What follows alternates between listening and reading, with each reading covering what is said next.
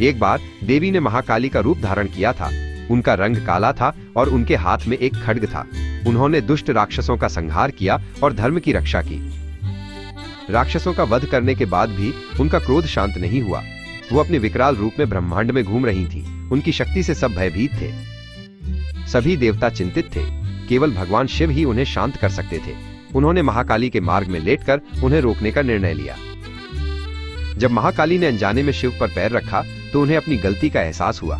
उनकी जीभ बाहर आ गई और उनका क्रोध तुरंत शांत हो गया।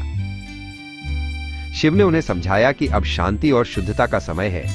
उन्होंने महाकाली को बताया कि उनका ये रूप उनके तपस्या के कारण है और अब इसे शांत करने का समय आ गया है। शिव ने उन्हें याद दिलाया, तुम्हें याद है जब तुम हिमालय की पुत्री पार्वती थी, तुमने मुझे पाने के लिए वर्षों तक कठोर तपस्या की थी।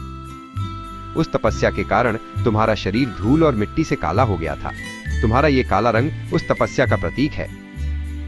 अब जब तुम्हारा क्रोध शांत हो गया है और तुम्हारी तपस्या पूर्ण हो गई है तो ये समय है कि तुम अपने आप को शुद्ध करो। महाकाली ने शिव की बात मानी और गंगा नदी की ओर चली।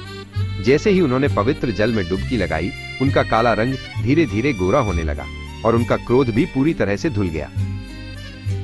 जब वो जल से बाहर आई तो उनका रूप पूरी तरह से बदल चुका था। वो अब एक शांत, सौम्य और गोरे रंग वाली देवी थी। भगवान शिव ने उन्हें महागौरी नाम दिया, जिसका अर्थ है महान गौरी देवी।